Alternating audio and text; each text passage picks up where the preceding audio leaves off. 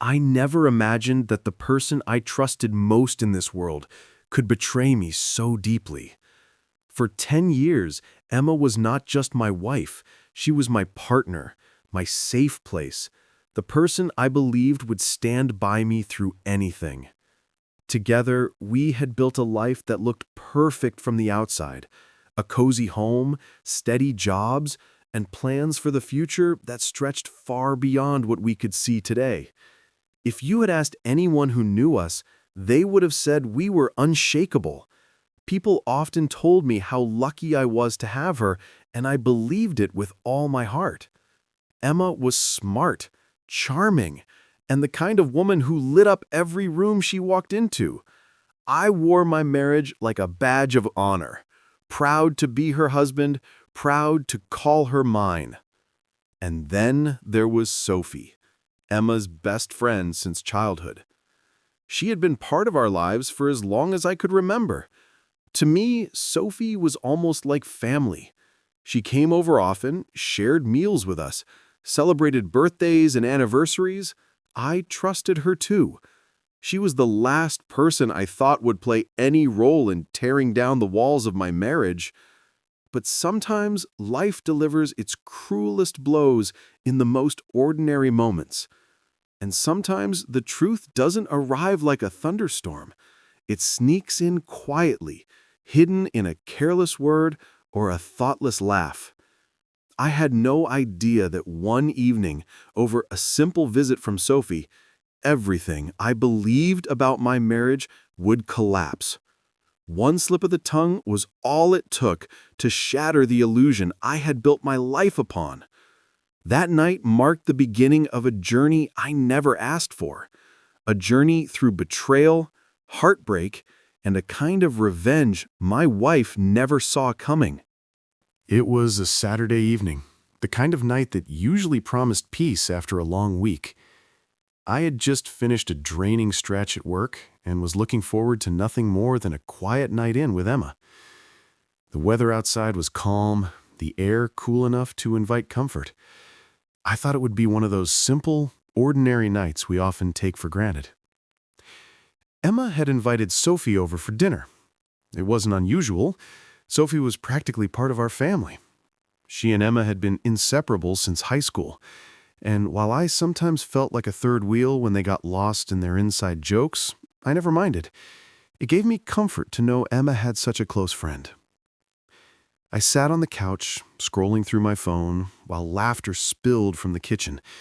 Their voices carried down the hall, soft at first, then louder as they shared something funny. I smiled to myself, grateful for the easy happiness in our home. I almost stood up to join them when I realized I was thirsty and headed toward the fridge for a drink. That was the moment everything shifted. As I reached for a bottle of water, Sophie's voice cut through the casual chatter. Her tone was sharp, almost scolding. "I can't believe you're still hiding this from him. How long do you plan to keep sneaking around, Emma?" The words froze me in place. For a second, I thought I had misheard. My hand tightened on the fridge handle as my heart slammed in my chest. Emma's nervous laugh followed quickly, too quickly. "Keep your voice down, Sophie," she hissed. Sophie lowered her tone, but not enough for me to miss it. "I'm serious. If Michael finds out, you know it's over. You need to be careful." I stood there, paralyzed, my entire world tilting in an instant. The woman I loved, the woman I had trusted beyond all doubt, was hiding something so devastating that even her best friend warned her of the consequences. In that ordinary moment, over the hum of the refrigerator and the clink of dishes in the sink, my marriage cracked. I didn't confront them then. Somehow, I managed to walk back to the living room, sit down, and pretend I hadn't heard anything. But inside me, a storm had begun. The hours after that conversation were some of the longest of my life. I sat in the living room, pretending to watch television, but my mind was spinning so violently I could barely hear the sound from the screen. Every smile Emma flashed me, Every casual question she asked about dinner suddenly felt like a mask hiding something rotten underneath.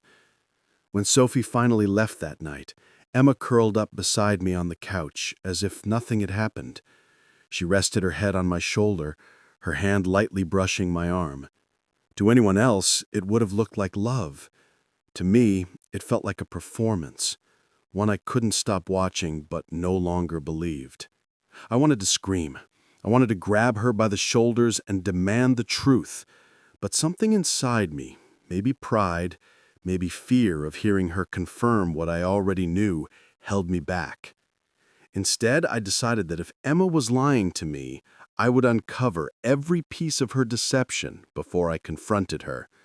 She wouldn't be able to wriggle out of it with excuses or half-truths. So I began to watch her.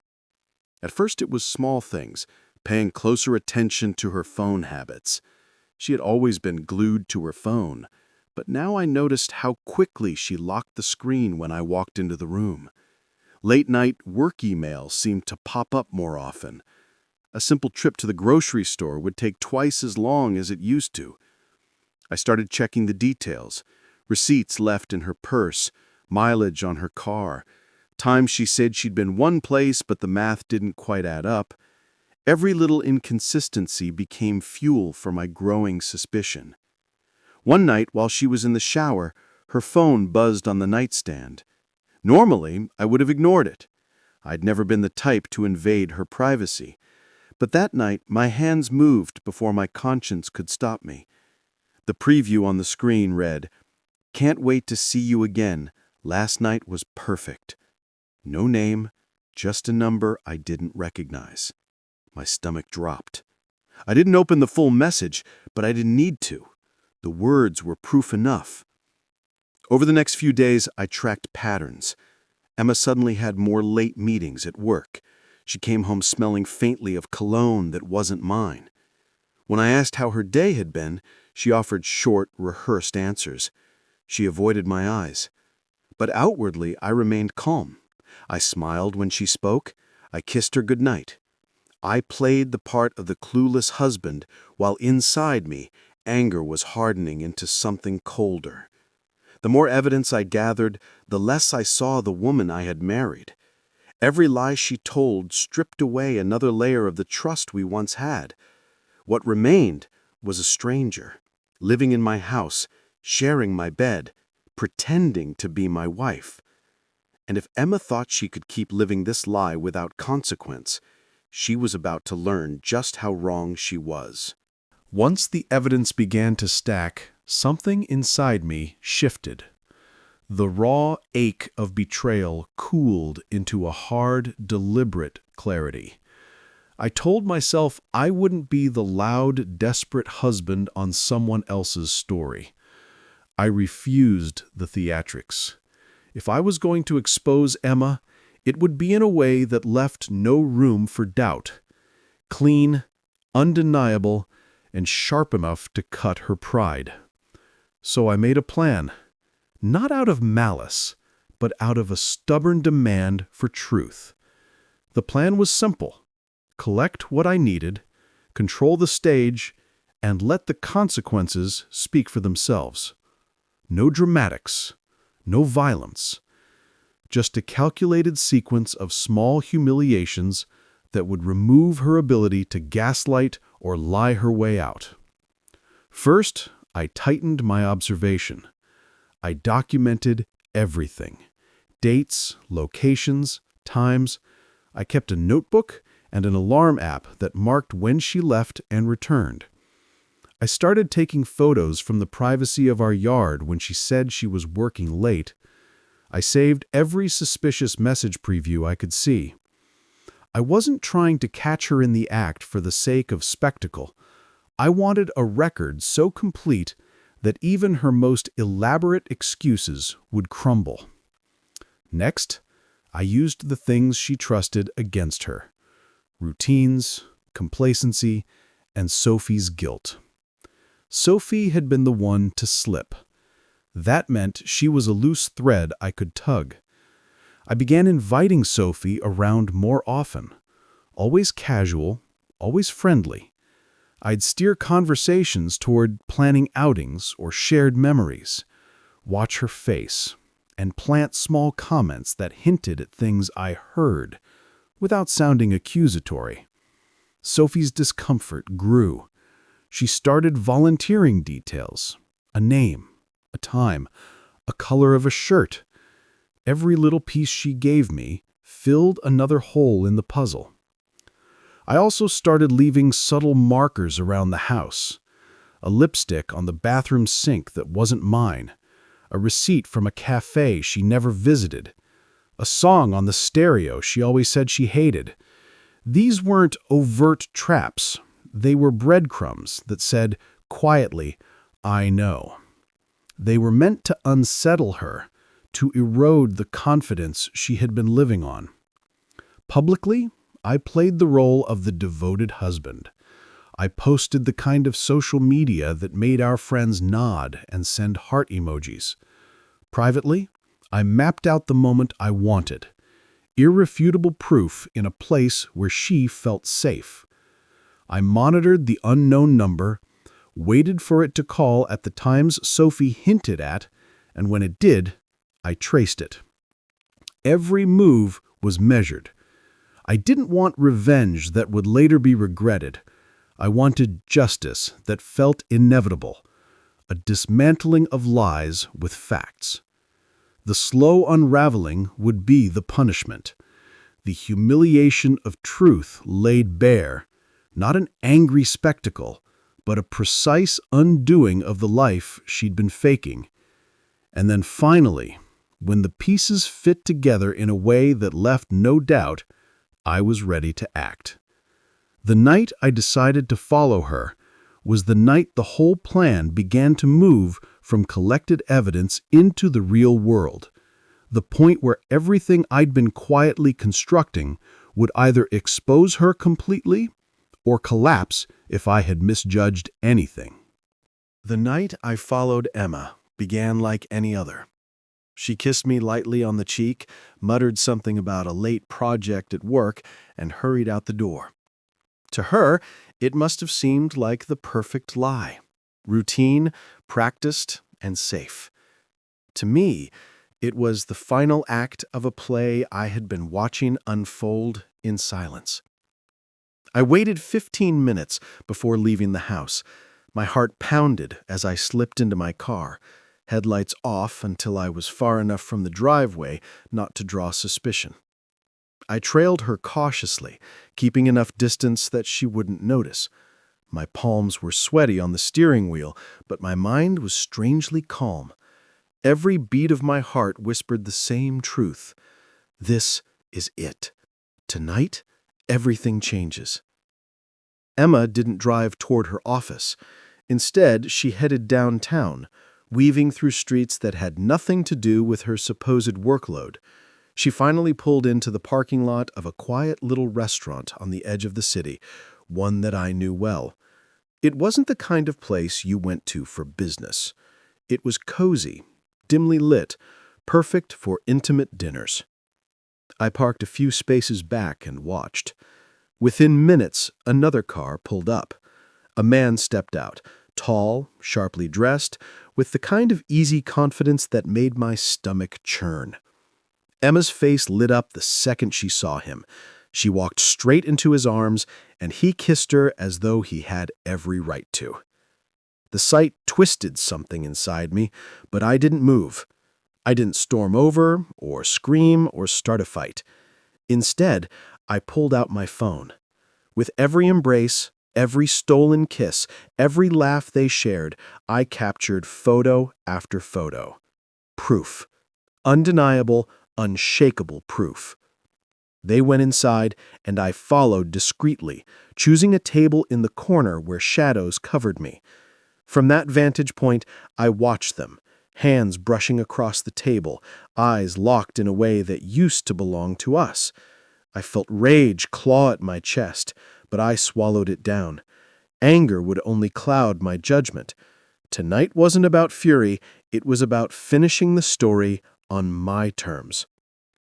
When they finally left, I stayed far enough behind to see them drive together to a nearby hotel.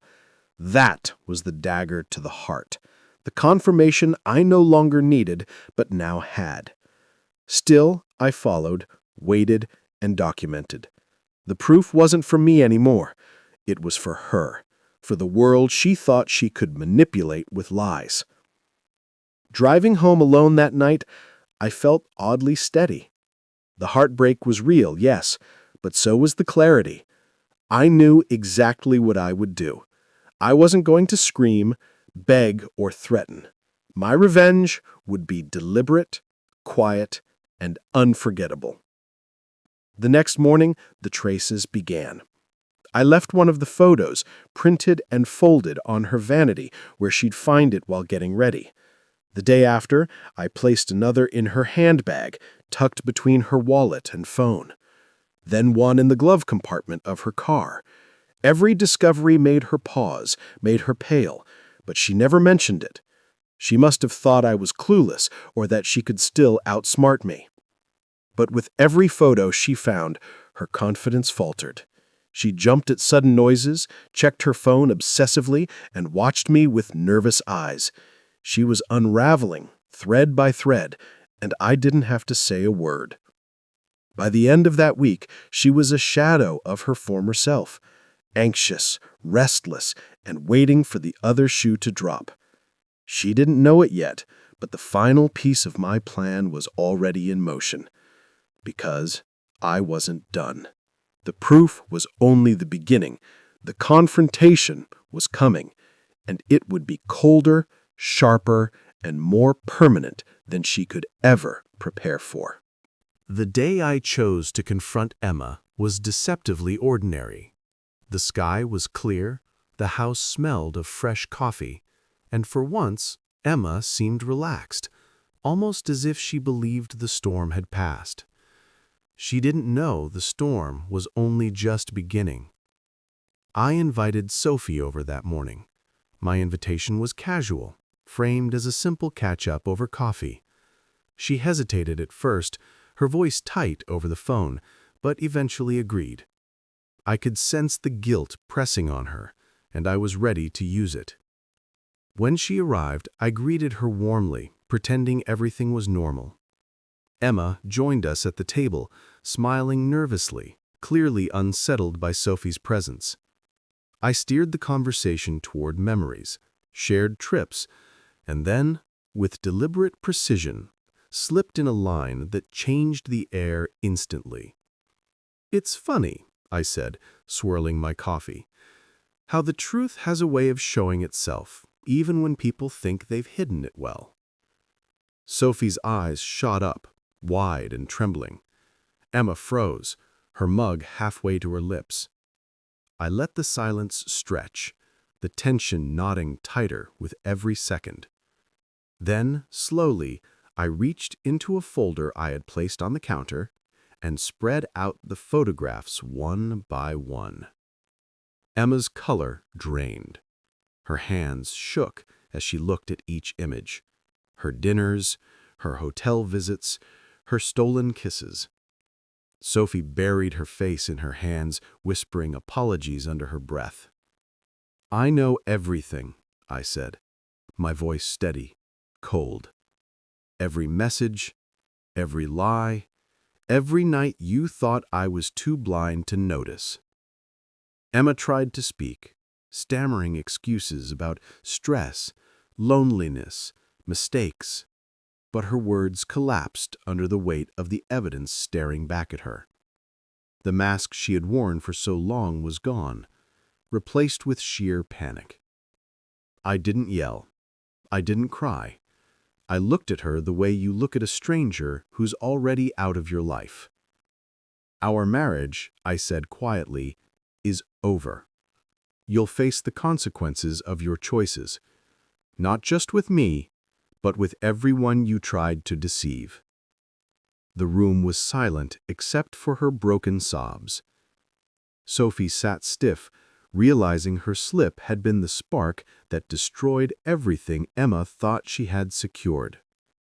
I stood, gathered the folder, and walked out. No theatrics, no last words, just the calm, undeniable truth left behind to echo louder than any rage ever could. In the days that followed, the silence in our house was heavier than any argument we had ever shared. Emma moved through the rooms like a ghost, her shoulders hunched, her eyes red from crying. She tried once or twice to speak to me, to beg for another chance, but I didn't engage. My decision was already made. Word spread quickly. Friends, family, even neighbors noticed the sudden shift. Emma had always loved being the center of admiration, the one people envied for having what seemed like a perfect marriage. Now, she couldn't hide behind that illusion anymore. When people asked what had happened, I didn't go into details. I didn't mention Sophie's slip, or the late nights, or the hotel. I simply said, "The truth came out. Falsehoods don't last forever." Those words were enough. People filled in the blanks themselves. Some offered sympathy, others looked at Emma with thinly veiled disappointment. For once, I wasn't the one carrying shame. It was all hers to bear. Meanwhile, I turned inward. The betrayal cut deep, but I refused to let it define me. I began rebuilding, starting with myself. I took time for the hobbies I had put aside, reached out to friends I hadn't spoken to in years, and focused on regaining the confidence that Emma's lies had quietly eroded. Yes, the pain lingered. Some nights I lay awake, replaying the laughter in the kitchen, Sophie's warning, the way Emma's face had drained of color when the truth was laid bare. But along with the pain came strength. Strength from knowing I hadn't let rage consume me, that I had chosen dignity over chaos. Emma, on the other hand, was left with her own wreckage. She faced whispers, fractured friendships, and the empty space of a marriage she had once taken for granted. And I didn't lift a finger to protect her from it. For me, that was justice, not a loud explosion, but a quiet reckoning that left its mark far deeper than any angry outburst could have. If there's one thing I learned from this painful journey, it's that betrayal doesn't have to destroy you. It can reveal just how strong you really are. When trust shatters, when the person you loved most turns into a stranger, you have a choice. Let anger consume you, or let patience and clarity guide you. I chose dignity. I chose calm, and that choice gave me a kind of power no outburst ever could. Emma will carry the memory of that confrontation forever, not because I screamed, but because I didn't have to. The truth spoke louder than I ever could. To anyone watching this who has felt the sting of betrayal, remember, you are stronger than the lies. You don't have to fight with fire to prove your worth. Sometimes the quietest response is the most unforgettable. If this story touched you, share your thoughts in the comments. Maybe you've lived through something similar. Maybe you're still healing. Your story might help someone else find their strength too. And if you believe in patience, dignity, and justice, don't forget to like, share, and subscribe for more stories that remind us of the power of resilience.